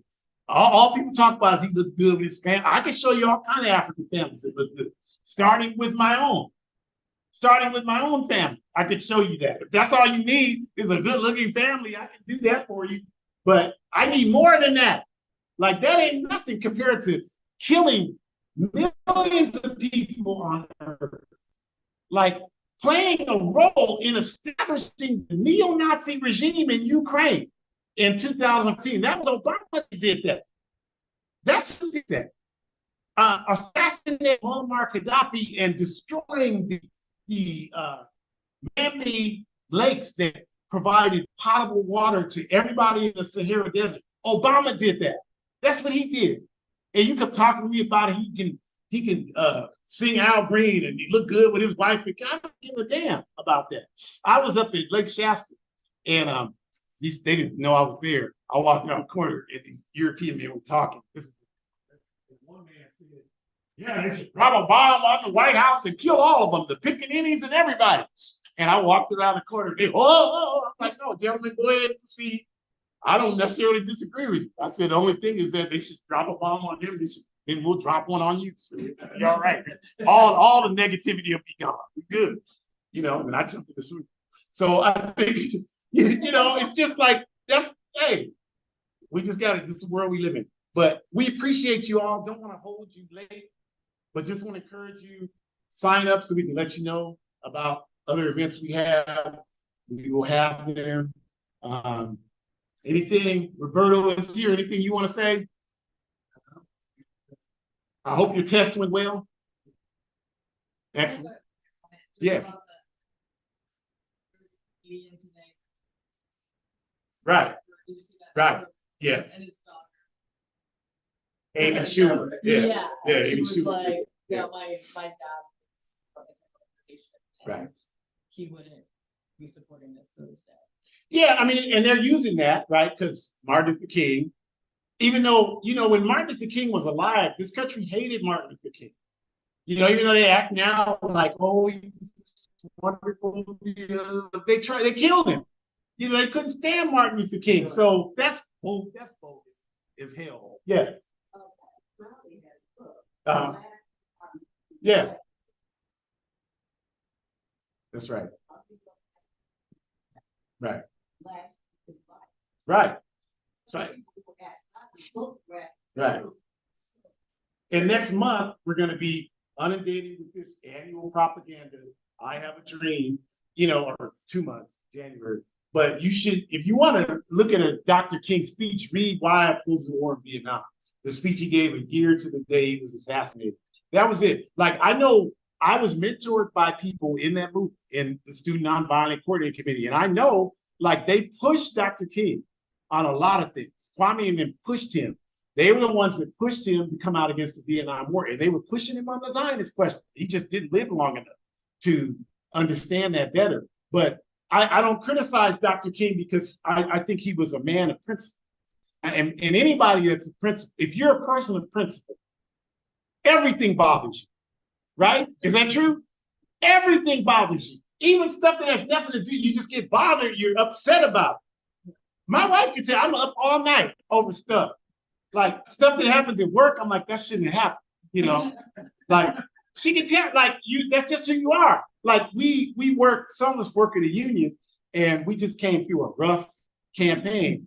And we did the best we could, but there were some things, when you think about it later, I'm like, with you all, I'm like, I wish I would have been able to do this for them instead of having it just be out there like that. And so I'm up at 3 a.m. She's like, what are you up for? And I'm like, just upset about, But when you're a person of principle, that's your life. The people who don't give a damn, nothing bothers them. They don't care. They don't care what happens. But if you believe in principle, I'm constantly upset. And I'm okay with it because I don't want to be like, she's like, well, take something. And she means, well, she loves me. Take something. I'm like, no, this is my humanity. Like, I want to, it's rough, but I want to be able to handle that. I want to be able to just process through that. I don't want to be different. Yeah. Hey, with what you said, it's a revolution that happened 30 years from now that we have tomorrow. Right. Right. And when I think about that, it's like, where am I going to be in that moment of the struggle? Right. And I think you also touched on, it's like, no matter what, you should be in an organization. And that's just it's gonna help you. I think being around those people who have revolutionary optimism is much more important to continue just to keep flowing, right. Not stopping. That's what I'm saying. Right. That's right.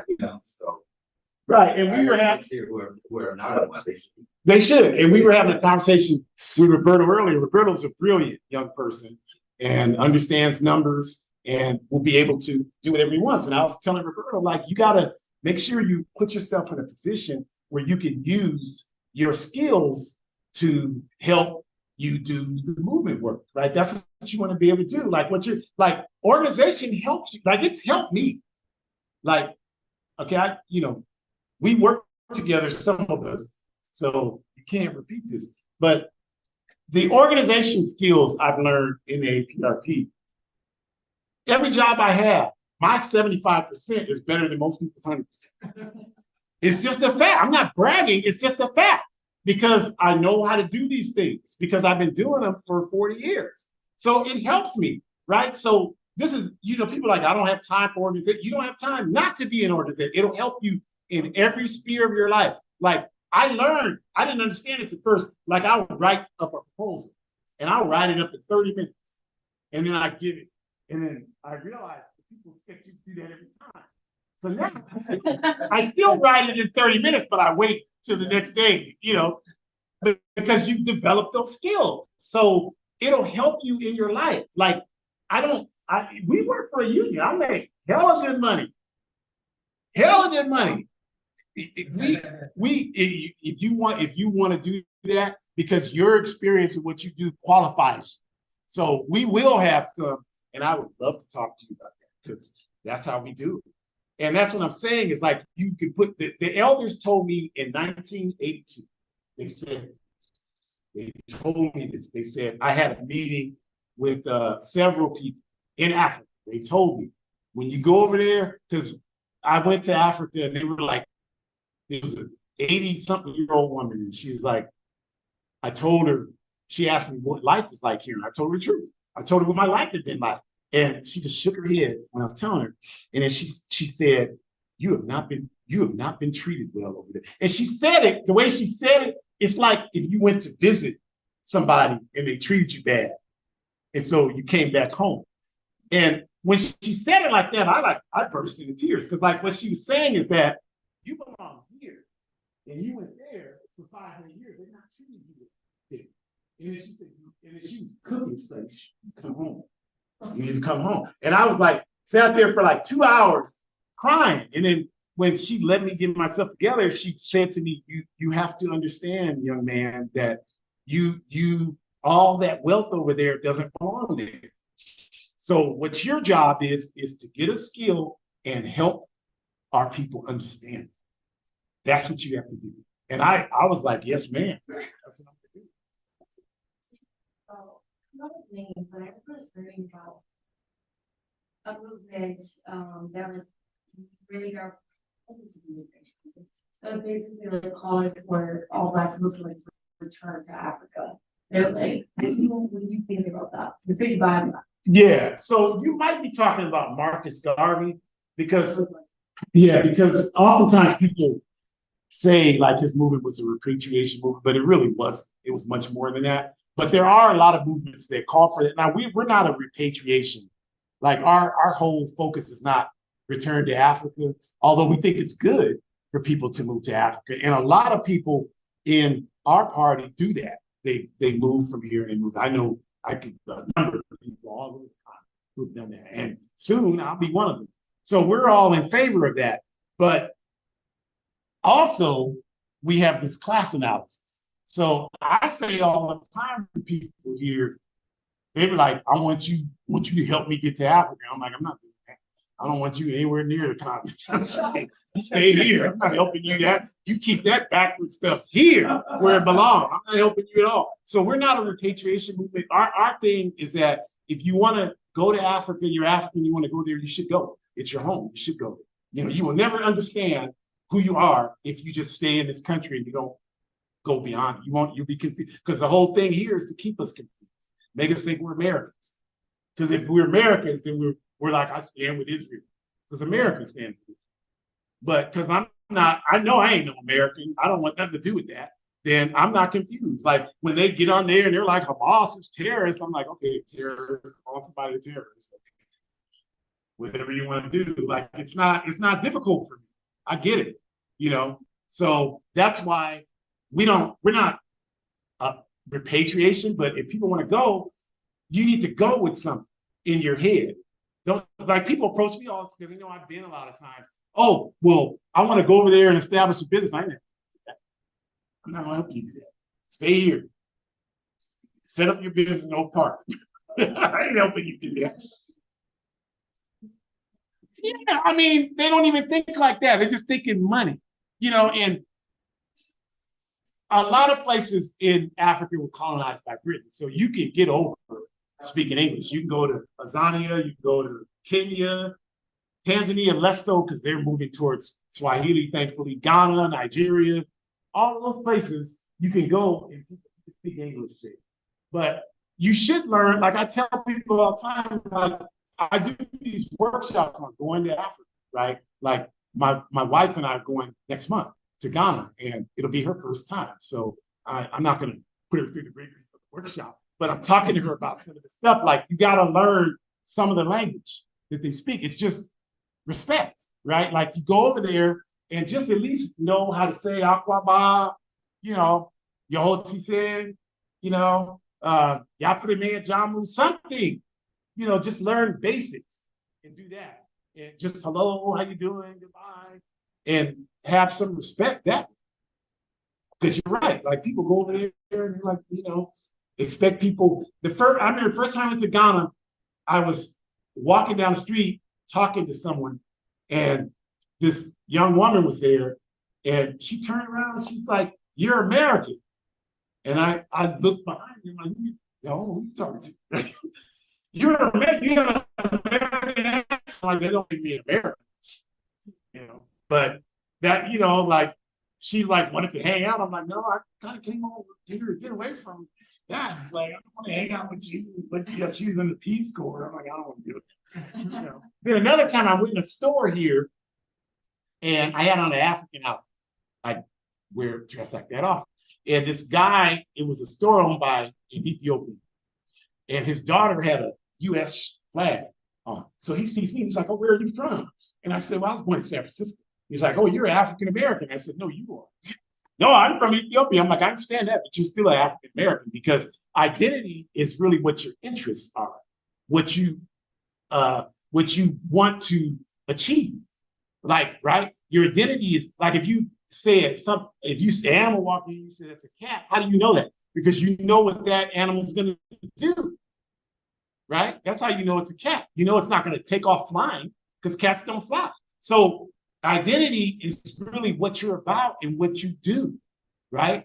Like, so I explained this to him. So your daughter has on an American flag. You came here to start a business here and be a part of the American capitalist system. You're an African American. You're an American.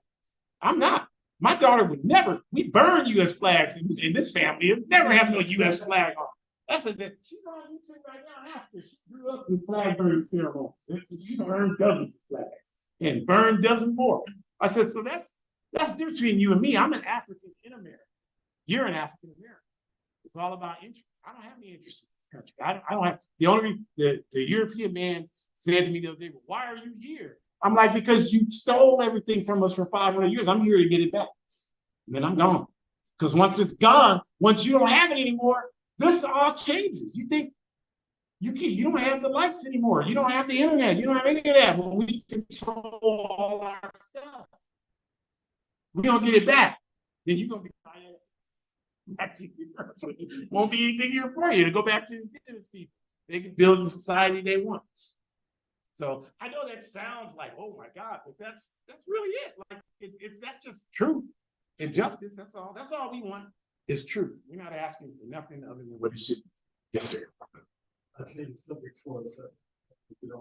But Ashkenazi is that a country, a language, or Ashkenazi? Ashkenazi? Yeah. That's a type of Jewish. That's a type of. That's a European Jews primarily. There's the Mizrahi, Sephardi, and Ashkenazi. Yeah. Mizrahi's like the Moroccan that we have. They're very the same, and the Ashkenazi are all European. Yeah. Yeah. Yeah.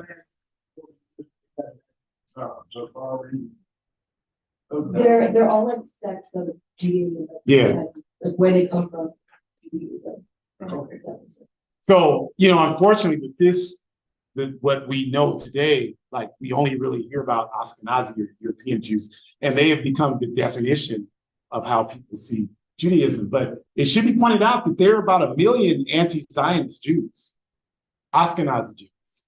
There are only like 12 million of them total, when like 1 million of them are anti-Zionists. So they're not all pro-Zionists. A lot of them understand, like even people, I'm not a Woody Allen fan, I'm not advancing it, but he's an example. Someone who's been anti-Zionist for years, So that's something we have to understand.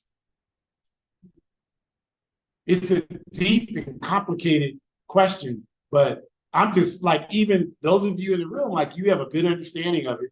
Everybody in here does. And that's a reflection of the times, because that didn't used to be the case. Like people used to be like, why are you even talking about this?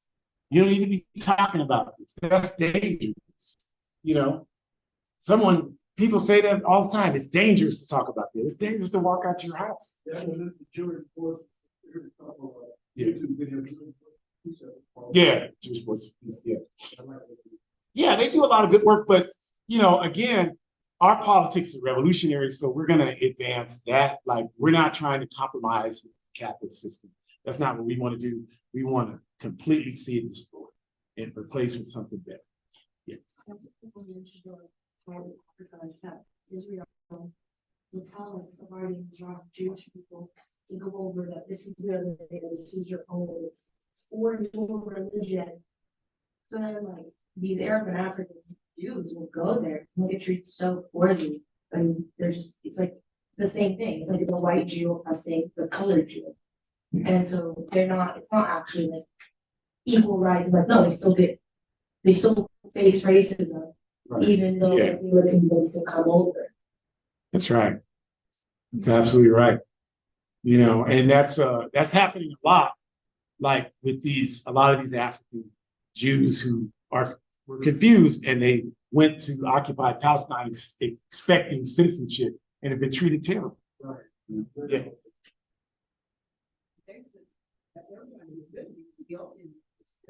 Yeah. Yeah. Yeah. They forced them to conscript in the Israeli Defense Forces. I mean, it's disgraceful. Yeah. Yeah. Yeah.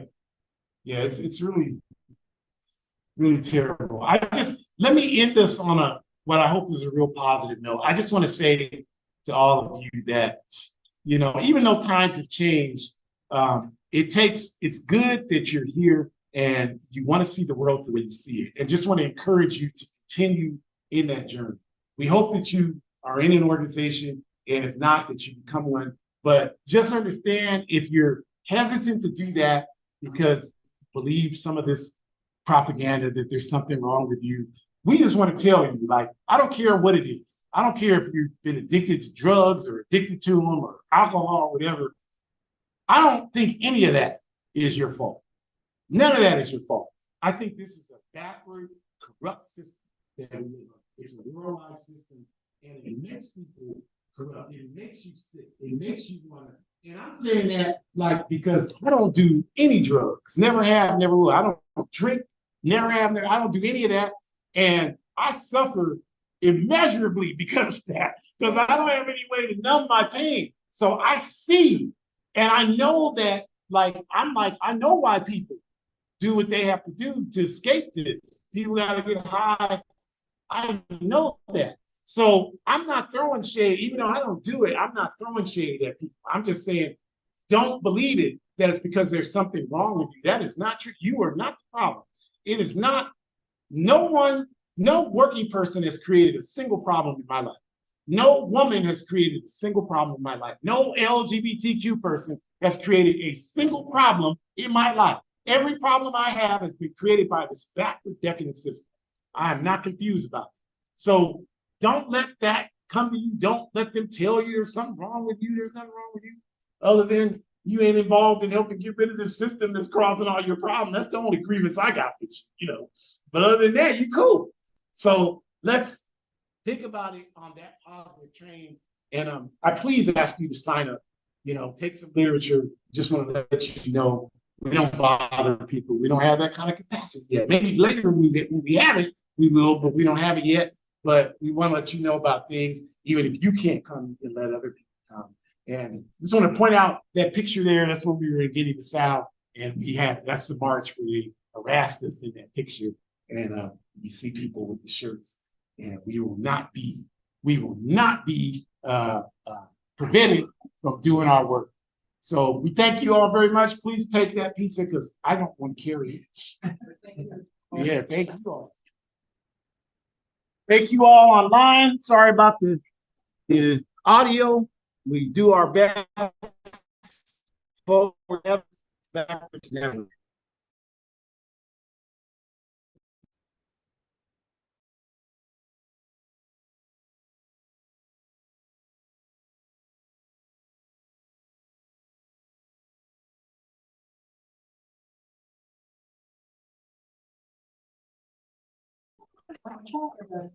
No, I'm not gonna be able to make it because I have to work. Were you in the chat? No, because I can't go, so I'm not at the chat, so. Oh, I'm going either, I'm sorry. Yeah. Yeah. Well, I don't know, I don't know. You can go, you're probably in the chat, or at least for us with that. Yeah, I think they just had me to like connect with Street Beats. Yeah. But I had somebody else from SG